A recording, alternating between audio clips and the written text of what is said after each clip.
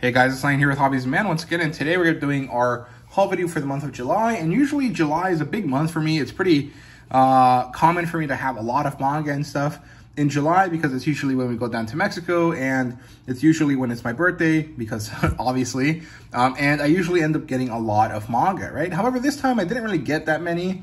I got mostly comic books, partially because I have a lot of series to pull this year. In terms of single issues, but also because most of the stuff that my sister gave me this year for my birthday was comic book related.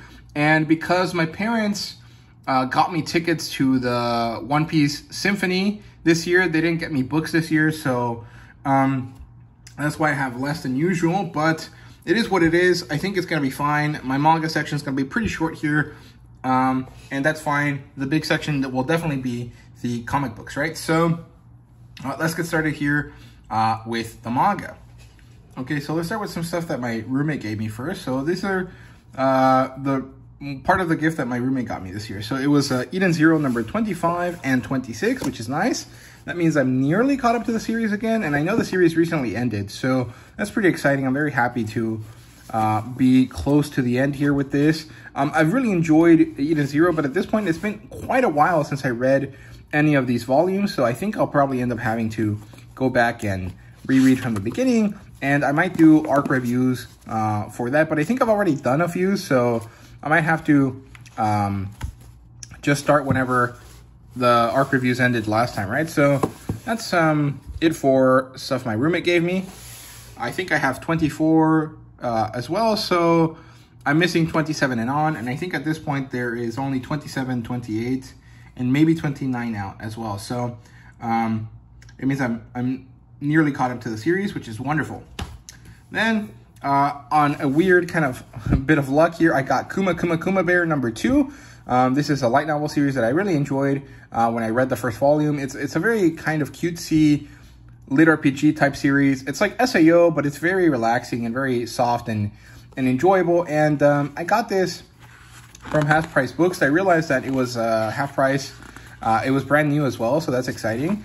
And I decided to give it a go because I've been wanting to get more of this series for a long time. And I always saw volumes 3 and 4, but never volume 2. And so I decided to bite the bullet. It's actually not, like, looking back on it, this is probably not a great purchase because it's been a long time since I read the first one. I don't have it with me currently. And there was a few other series that I might have been more interested in at the time that I bought this. I just decided to go with this because that way I would minimize the amount of books I would buy, right? If I just got this volume instead of, you know, another series that had more volumes to it, I would have done much better, right? Like, I did much better in that sense because I bought less. But I kind of regret it a little bit, but at the same time, I'm very happy that I got it because it's fun, right? So, yeah, then I got lucky and I realized that this was super discounted. It was super discounted in Walmart. So I got it for like $12 or $13.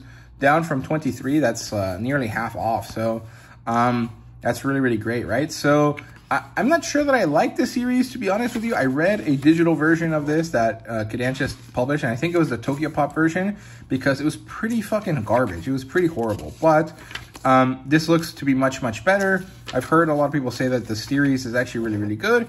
And since this is a new edition with new editing and translating and all that stuff, and it actually looks really, really nice. I love how these volumes look. I think they're really, really cool.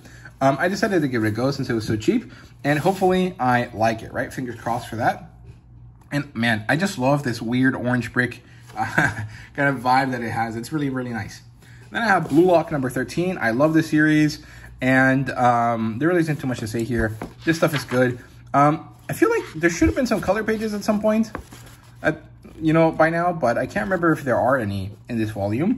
But I'm very happy that they continue to include these because these are the images that are shown on the inside cover of the book when you take off the dust jacket, which is this image in the Japanese edition, right? And I'm very excited about this because this is stuff that I have not seen before at all. So I'm very much looking forward to reading more of the series and finally getting on to new things, right? Because I think at this point I've reviewed everything that's been in the manga and everything that was in the anime, right? So yeah. Okay, and to end off the manga section here, we have The Horizon, booktube by JH. This is a story that's really crazy and really interesting, and it's very dark and messed up, but it's very well written, and I really enjoyed the first volume. However, I hadn't really been able to find the second volume at a good price at, you know, where I usually buy manga and stuff, which is Walmart and in-stock trades and stuff like that. And so when I went to Half Price Books and I saw that they had this, and it's basically in brand new condition except for some slight wearing here at the edges, I decided to grab it, and I'm very happy I did. I think there's one issue or one volume left of that, and then I'll be done collecting it. And, well, that's it for the manga. I didn't really get too much going on here this month. It was all pretty simple stuff. It's all just kind of continuing on from series that I've, you know, previously gotten. And I'm very happy with my purchases.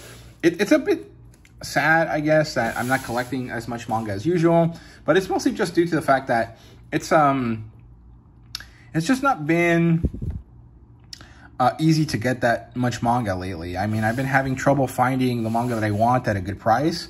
I also don't like buying like big orders, you know, and dropping a lot of money in a single purchase all that much. And most of the discount websites that I look into that don't require huge orders don't really have manga all that often, because they usually get shunted down to Reddit, where people sell them themselves, or to Half Price Books. And Half Price Books is, well, kind of a toss-up whether you'll find them at a good price or whether they'll be insanely overpriced, right? So it is what it is. It just kind of happens that way. But hopefully we'll get better about that as the months go by.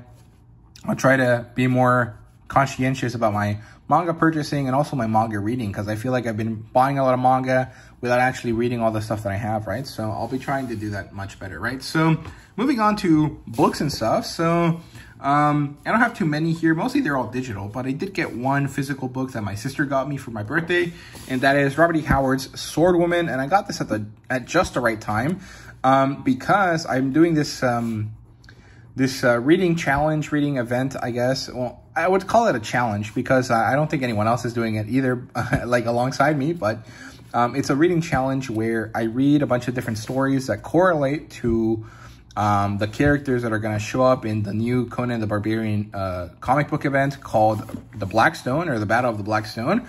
And Sword Woman is the story in which Dark Agnes shows up. And Dark Agnes is supposed to be a very meaningful, important character for that book, right? So I'm very happy that I got this at the right time. And I do have to say, though, that these Del Rey books are very weird, because, you know, the content in them is good and stuff, but the build of them and the feel of them and the, you know, quality of the paper and stuff is always very different. You know, I don't think any of the ones that I have are the same. You know, some of them have a nice finish on the cover. Some of them are textured, some of them are smooth, some of them are matte, some of them are not. And it's just kind of odd, and it's kind of disappointing that, you know, none of these actually match or feel the same, right? But I'm happy to have most of them at this point. So that's very nice, very exciting, and I'm very happy about it. And, you know, thank you to my sister for getting me that book, right? Although she doesn't watch this, so she won't ever hear me say thank you, but she'll know that I already said it to her, right, in person when she gave me the gift. So, yeah, that's it for the physicals. In terms of digital stuff, I think we start around here somewhere. So, I can't remember if I mentioned this already, but I got Heretical Spellblade Volumes 1 through 6 yesterday, or earlier this month, or maybe sometime last month. I got Empire of Silence because it was like $2, which is awesome. I got 2 of these Hedge Wizard books. I got Dawn of the Sorcerer, which is a new Robert M. Kern series, and I really like the writing this guy does, so I'm very happy about that. And because I did launch that Sword and Sorcery book, I decided to invest a little bit into that channel and get Black Amazons of Mars by Lee Brackett and Jirol of Jory, which is like a Red Sonja type character that came out in the early days of the Sword and Sorcery genre, right? Also got another of these Heroic Legends books. And I've been reading Moorcock, Elric of Melniboné. I've been reading that, but I bought that a long time ago. It's just because I'm reading it that it shows up there, right? So, yeah, I mean, not too much going on here in terms of books, but some cool stuff that I hadn't managed to read yet, and stuff that I'm excited that I bought, right? That I'm happy that I bought recently, right? So there you go. That's it for that. Now let's move on to comic books. So let's start with the biggest books first and then move on to the smallest ones, right? So here we have Invincible Complete Collection or Ultimate Collection, whatever you want to call it, book 5. This one has a lot of people here. Kirkman, Otley, Rathburn, and Placencia. And the artwork here, I think, looks a little bit different from usual, and I think that's because the colorist changed, but this is good stuff. I made sure to open the book already, and it's nice and stretchy and all of that stuff. It's nice and open already, or whatever it's called. What is it called, actually? It's...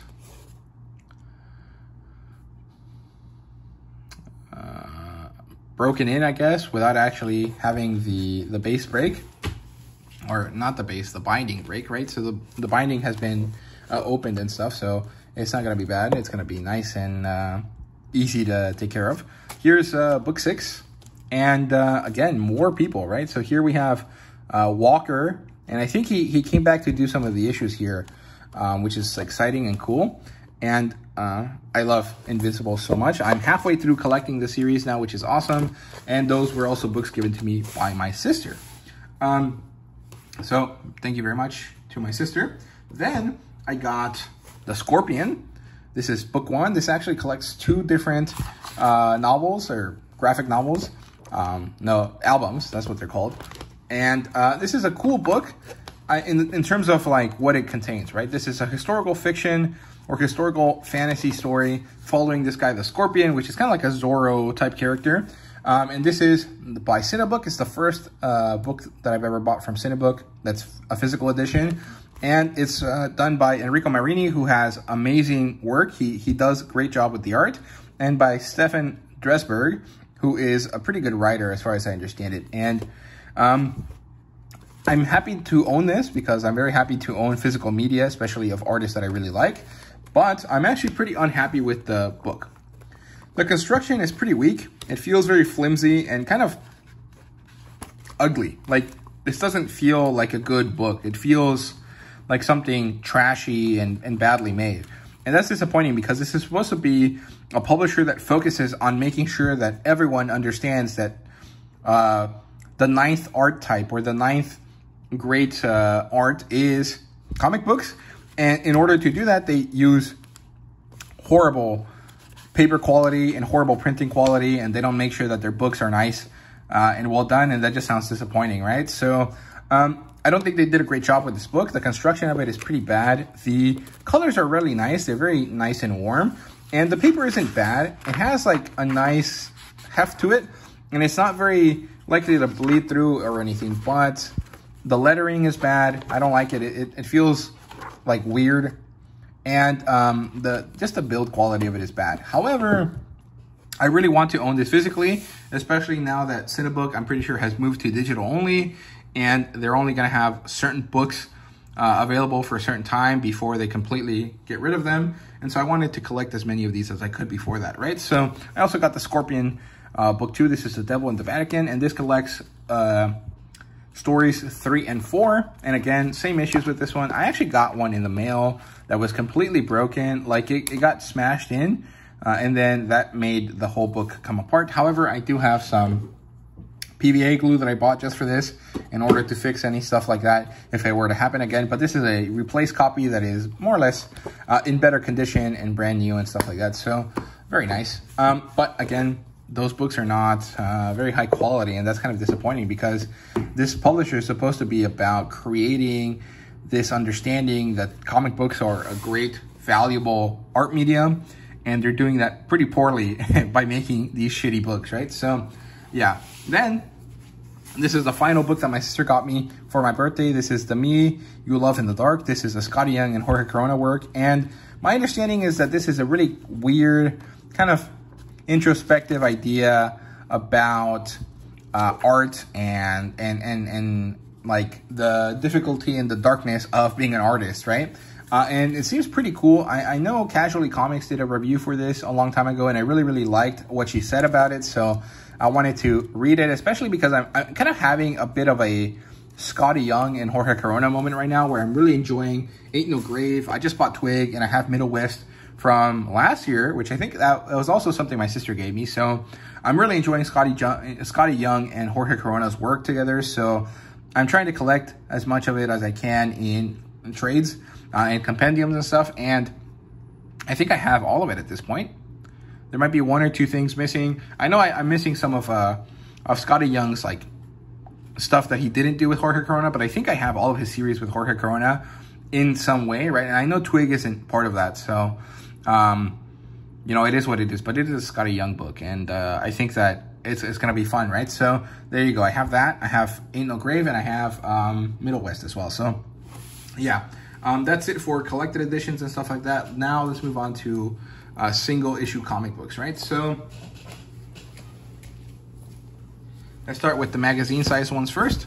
Here we have Blasphemous by Mirka Andolfo. This is the end of the run. This is the one and only series I'm going to buy from Distillery unless there's something crazy that happens, like Rob De La Torre deciding to do a series with them, or they bring in, you know, a Japanese creator or something like that, because I like this, you know, method, and I like the size and all of that, but I don't find many of the stories all that interesting. They don't seem like they're going to be good for me, and although I like this Mirka Andolfo story, I think that ultimately it's kind of disappointing in the same way that all Mirka Andolfo stories are, which is it has an awesome premise, it has a pretty cool, enticing beginning, and then it kind of just starts meandering and kind of losing steam, and then ultimately the climax doesn't end up being as powerful as it could be, and that's pretty disappointing, right? So I think I'm going to stop collecting Mirka Andolfo works for now, unless they relate to something that I've already previously enjoyed by her, right? So that kind of sucks, but it is what it is. Also, the pricing for this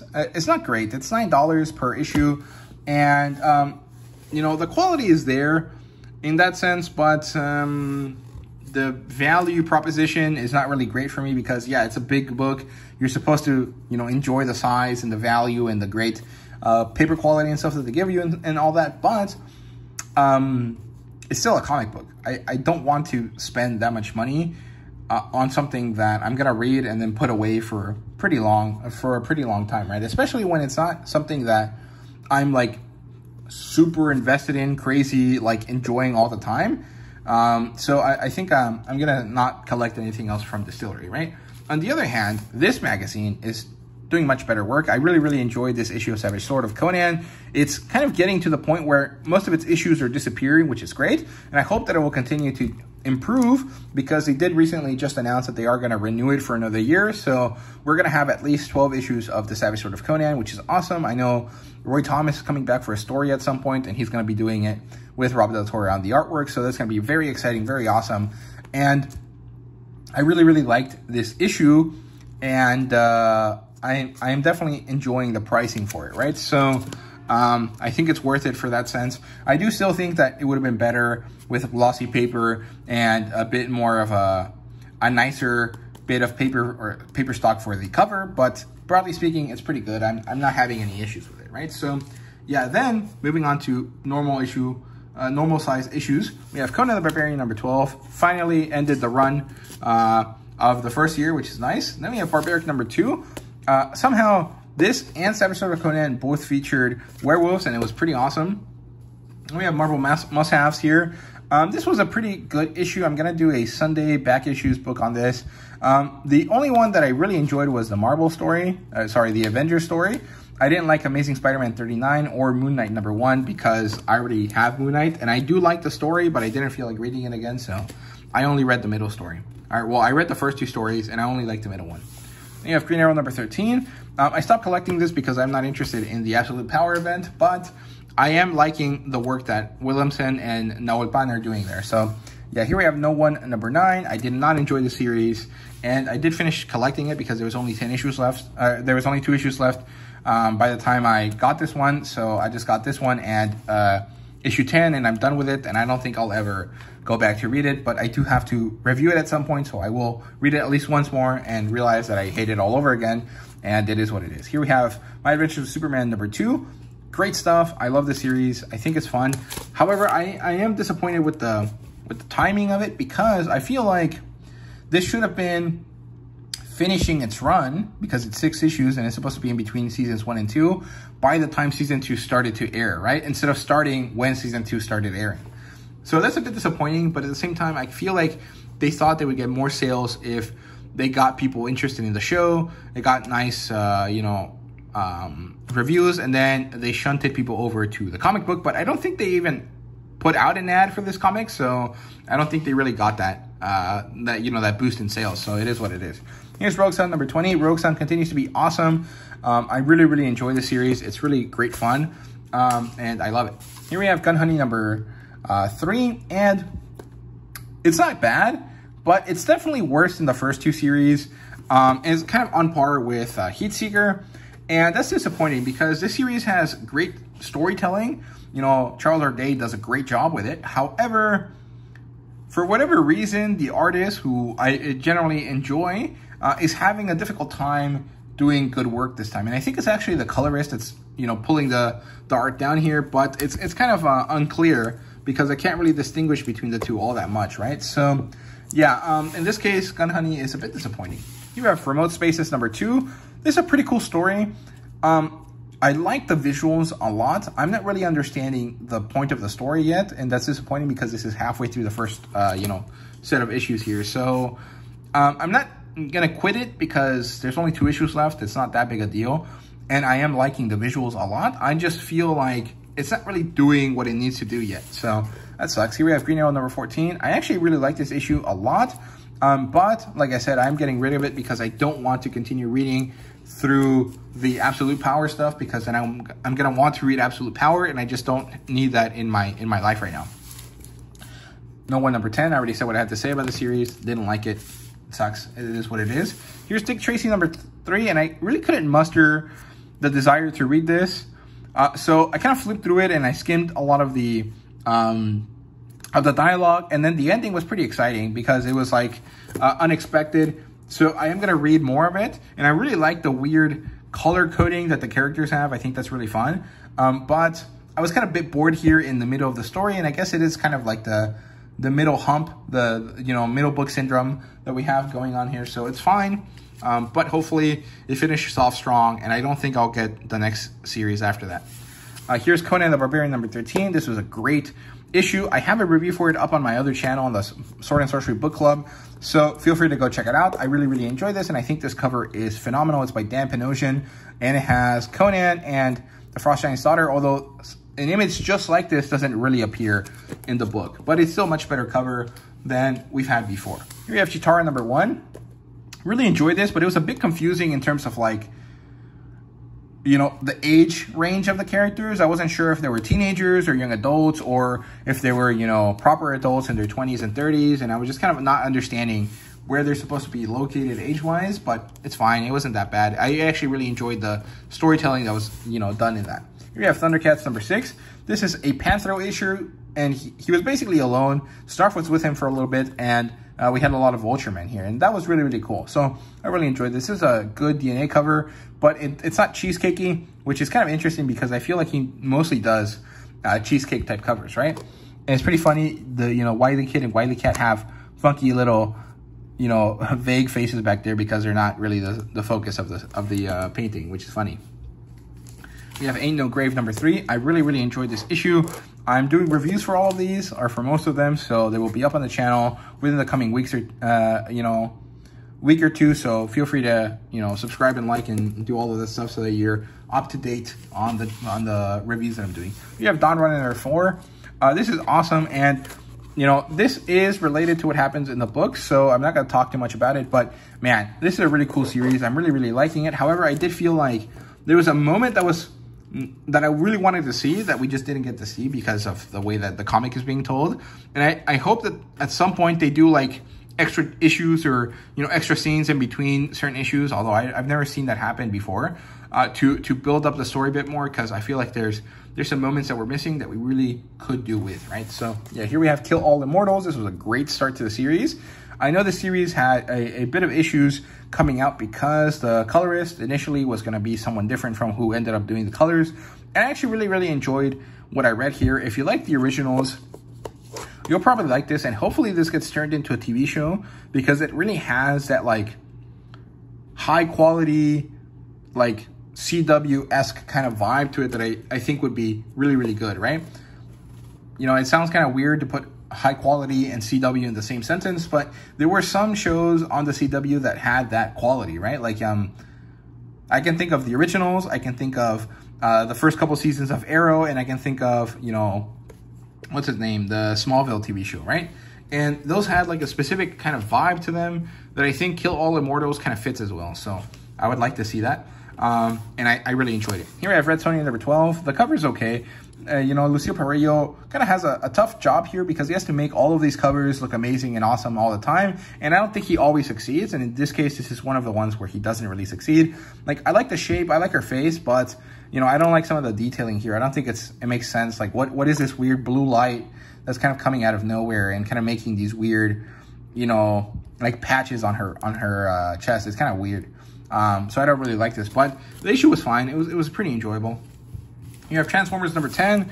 This is Greatness Incarnate. It had 2 Eisners. Recently, the series did, Daniel Warren Johnson won both of them, I think. And the series really does deserve it. And this is a great issue. I really enjoyed it. This is kind of taking a break to kind of set the characters in play. And then it kind of ends with this crazy scene that we've seen in a few different Transformers movies at this point, which is, you know, this planet coming to potentially crash onto Earth, but it's really cool. You have Dark Knights of Steel All Winter by Jay Kristoff, and it also has a side story by Tom Taylor, and that story is called Heir to the Sea.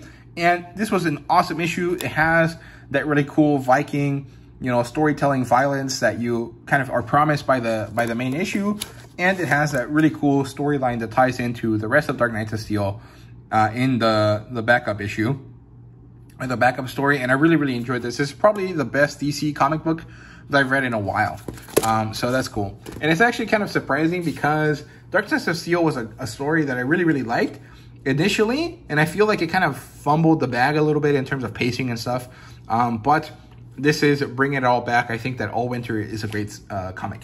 Then we have Witchblade. This is a relaunch and a reimagining and a restart of the story, and it's really awesome. I did a pretty detailed review for it. I haven't put it out yet, so it will be coming out next week. And I really like this. I think that Margaret Bennett and Giuseppe Cafaro have done a great job here. And I love how creepy and how uncomfortable this suit makes me, right? With all of these weird gashes and things coming out of her body. And then these weird kind of gold detailings here on her stomach, because I think this is supposed to be her skin, right? It's a different color from the rest of her. And then these creepy jewel eyeball things coming out of her thighs. That's really cool stuff.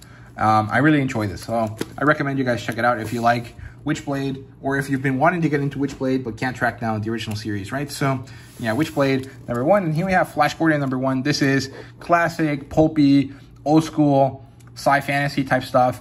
And if you like Star Wars, the original Star Wars, you'll like this because Flash Gordon and Buck Rogers are the same kind of vibe, and this is good stuff. However, this is less of that than the issue 0, so I recommend you guys read issue 0 and this at the same time, so you get a whole kind of understanding of what this character's going to be doing, right? But this one is mostly like a prison escape, and it's pretty fun, right? So there you go. That's all of my comics and all of my stuff that I bought this month for July. So thank you guys so much for watching. Let me know what you guys bought this month. What was your favorite purchase? What's the best thing that you hauled this month? Let me know down below, and thank you guys so much for watching. See you guys later.